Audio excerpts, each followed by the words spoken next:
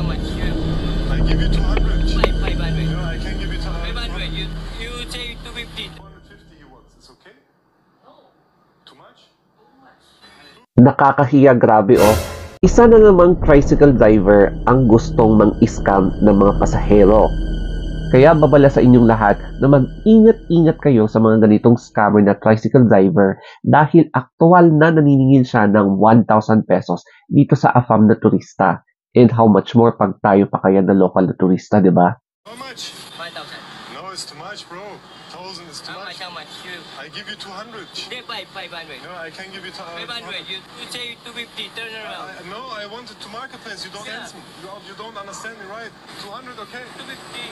200. 250. 200. 250. You turn No, around. no, I say no. 50. You have change? Yeah. Oh, you give. Oh, what is this, bro? 150. I go. What? No, you have paper money. 20. Paper money. Wait. I go change the money. I go change. You must always barriers in the Philippines because some other tricycle driver is not good. Yes, they try to rip me off every time. Okay. 250 he wants. It's okay? No, Too much? too much. 50 here. Yeah. Okay. Ingat. You go. You rip off, but it's okay. You rich man now. You a rich man. He ripped me off. Noong una, 1,000 pesos ang hinihingi. Pero merong tawad at naging 250.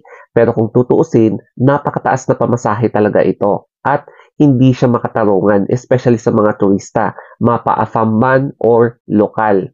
Tapos, tinanong talaga ng AFAM sa pinag-changean niya or pinagbariyahan niya kung makatarungan nga ba yung 250 pesos na sinisingil ng tricycle driver. So, binantaan siya ng staff ata ng parang pinagpalitan niya ng pera na that is too much. And here in the Philippines, pinaalalahanan niya na mag-ingat talaga sa mga scammer na tricycle driver o kaya kahit na sino mang mga driver dyan.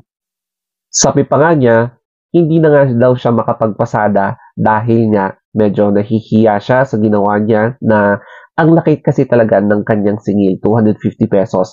Talong-talo pa niya yung mga taxi o kaya yung mga Grab, di ba? So, hindi ko alam, baka under investigation na siya ngayon.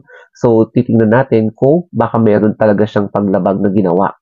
Sa Manila, isa ang Chinatown sa mga binibisita ng both local at foreign tourists. Kasi ang daming ganap dyan.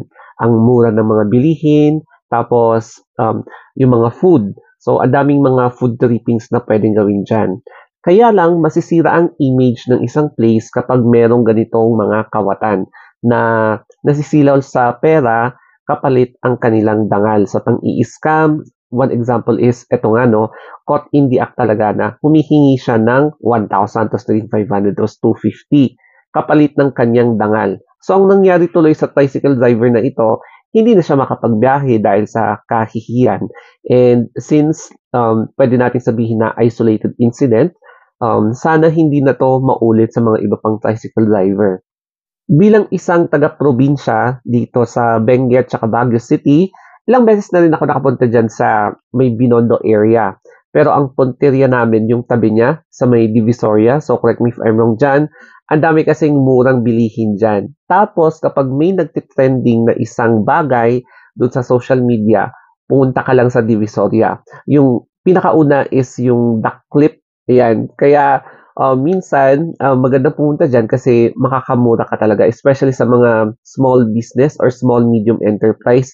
Dyan sila kumukuha ng mga raw materials, mga ganyan. Yun nga lang kasi, ang concern din talaga ay yung mga scammers na drivers, mapa-tricycle man, mapa-pedicab, at mga taxi din.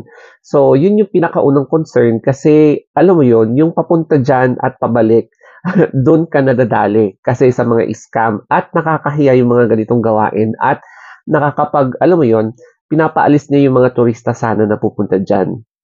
Marami naman ang bumabatikos sa foreign vlogger na ito dahil daw tinitake advantage niya yung pagpipinoy baiting kasi alam niya na uhaw ang mga Pinoy sa mga foreign validation. Kasi nga, mas preferred ng mga Pinoy na manood ng mga foreign vloggers or foreign validation kesa sa mga kapwa Pinoy, yung mga colonialism effect.